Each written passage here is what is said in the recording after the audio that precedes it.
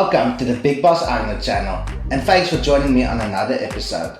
This episode will focus on Lucy Heartfilia from Fairy Tail and the unnecessary critique and backlash her character receives from haters, as well as her top 5 moments in the anime and manga. Lucy is one of Fairy Tail's main characters and a celestial magic wielder. Celestial magic is a type of magic in which the user summons celestial spirits by opening their gates, using celestial spirit gate keys. Some of Lucy's most powerful spirits include Loke, Aquarius, Virgo, and Gemini. Another important fact about Lucy is that she's my editor's waifu, so hands off his lady.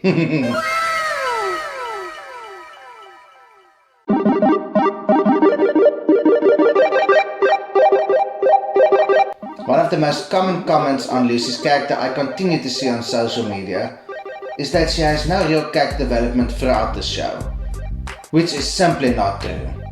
After I recently started a rewatch of the show, it became apparent that Lucy has grown so much since the start of the series. She grew from being a scaredy cat wizard who would summon the pendulum clock in a heartbeat in the face of danger, to a powerful wizard who would jump in the fight herself if her friends and guildmates' lives are in danger. This brings us to the first moment. Lucy saves Loki from dying. This short story arc focuses on the backstory of fellow guildmate Loki, a half-rob wizard that enjoys spending time with the ladies. It turns out that Loki is not the person that everyone thought. In fact, he was not the person at all.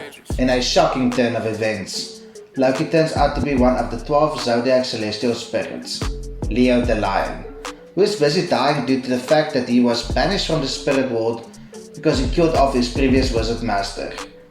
Quick side note, in pure Karen fashion, Karen Lilica died because of her own stupidity and deserved what happened to her. Loki is not to be blamed for her death, in my opinion. Loki ends up telling Lucy about what happened, and she desperately tries to close Loki's gate in an attempt to save his life. By doing so, Lucy forced the Celestial Spirit King to be summoned.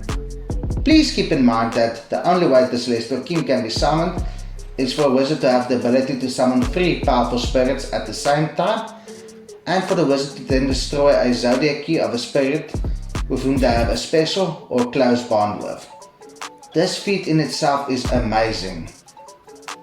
Afterwards, Lucy tries to persuade the Celestial King to allow Loki back into the spirit world, and in a last-ditch effort, she summons all her spirits at once. Keep in mind that up until this point in the story, she was only able to summon 1 spirit at a time, and depending on the spirit's power, she was only able to summon some of them for a very short period of time. This act, along with Lucy's heart for the celestial spirits, then convinces the king to allow Loki back into the spirit world. I think this arc really shows the essence of who Lucy is at heart, an honest, good person who will give her own life if it meant saving her friends. This quality, along with her immense potential, makes her one of Fairy Tail's most powerful wizards. Moment number 2. Lucy casts Fairy Sphere. Throughout the story of Fairy Tail, you are introduced to the great fairy magics, which are spells known as Fairy Law, Fairy Glitter, and Fairy Sphere. These powerful spells embody the light of the guild's first master mages, and has the power to finish off the guild's enemies in just one blow, thus making these the guild's ultimate trump cards. These spells are hard to master due to their prestige status, are only seen a handful of times throughout the story, and can only be cast by a handful of mages. Towards the final moments of the Alvarez Empire arc, the 7 Dragon Slayers were fighting Agnologia inside the space of time, and the rest of the guild was trying to think of a way to defeat his physical dragon form while also defending Argeon.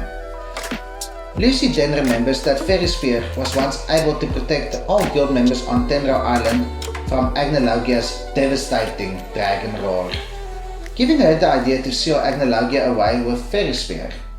Fairy Sphere is a magic which converts the bonds between friends and guildmates into magic power to form a sphere in which time is frozen. Lucy successfully casts Fairy Sphere with the magic contribution from all their friends and the citizens from all over Ishkar, sealing Agnologia's dragon form away.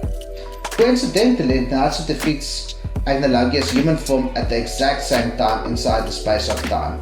The casting of Fairy Sphere in the Alvarez arc was Fairy Tail's own epic version of the final Spirit Bomb moment in Dragon Ball Z against Kimpu. Which anime moment was more epic in your opinion? Please let me know in the comments down below.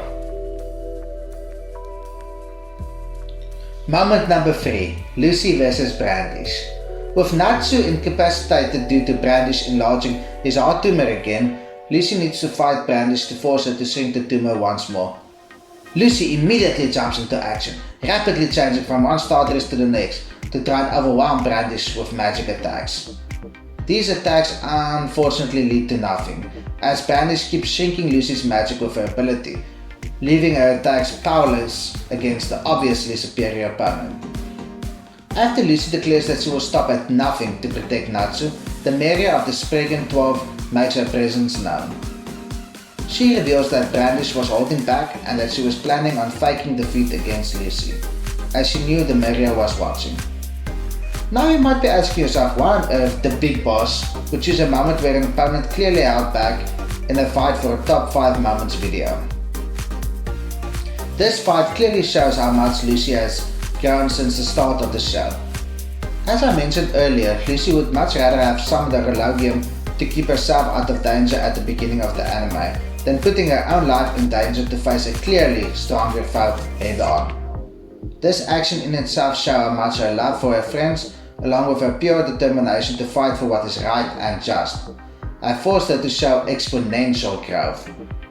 Also, this was a pretty memorable moment, seeing Lucy seamlessly transform between 4 star dresses in one fight. Moment number 4. Lucy vs Tartaros. During arguably one of Fairy Tail's best arcs, the Tartaros arc, there were many epic fights and quite a few moments where it was touch and go for our heroes. One of these moments include when Maud Gear activates Allegria, in which all the Fairy Tail mages except Lucy get trapped within this spell. Maud Gear realizes this and sends all his henchmen after Lucy to try and kill her. In this moment, Lucy gets attacked by 3 of the 9 demon gates of Tartaros. To even the odds, Lucy summons both Loke and Virgo to hold back the powerful trio. Although the fight was equally matched at first, it became apparent to Lucy that she had to do something new to survive this fight. She then decides to take a huge risk in summoning a third spirit, Aquarius. After some back and forth fighting, Jacko eventually gets the best of Loke and Virgo and sends them back to the celestial spirit world. As the fight continued, Aquarius quickly realized that they don't stand a chance of surviving this fight and decides to tell Lucy to summon the celestial spirit king. With their backs up against the wall, a sobbing Lucy destroys Aquarius' key to summon the celestial spirit king. During his battle with Maud Gear, he reveals to her that Aquarius bestows some of her power onto Lucy to use, after which she is seen transforming into an Aquarius star dress for the very first time. While donning the Aquarius star dress, Lucy unleashes Metria to finally defeat Jackal. Moment number 5. Lucy vs Kiria 100 Year Quest, the Great Labyrinth arc. What happens when Fairy Tail's S-class wizards can't win a fight?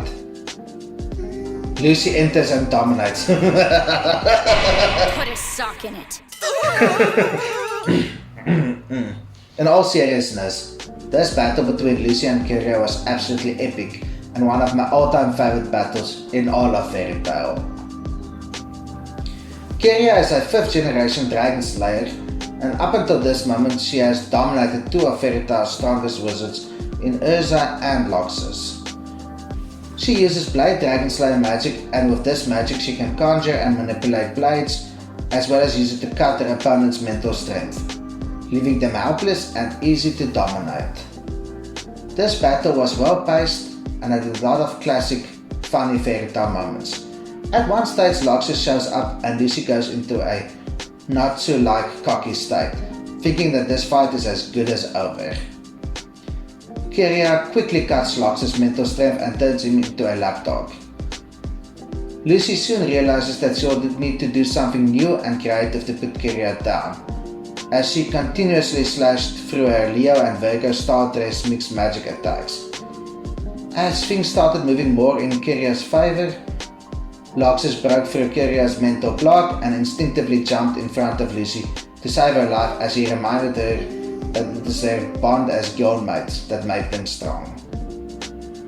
This gave Lucy an idea as she transformed into her Aquarius and Gemini Stardress mix. With her only being able to hold this form for 16 seconds, Lucy quickly creates double of all her friends to distract Kiria while she was preparing for one ultimate blow.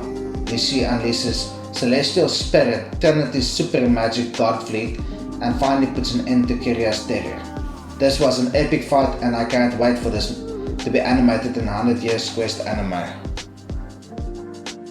That's it for our top 5 Lucy moments. Let me know what your favorite moment was and if I missed any of your favorites.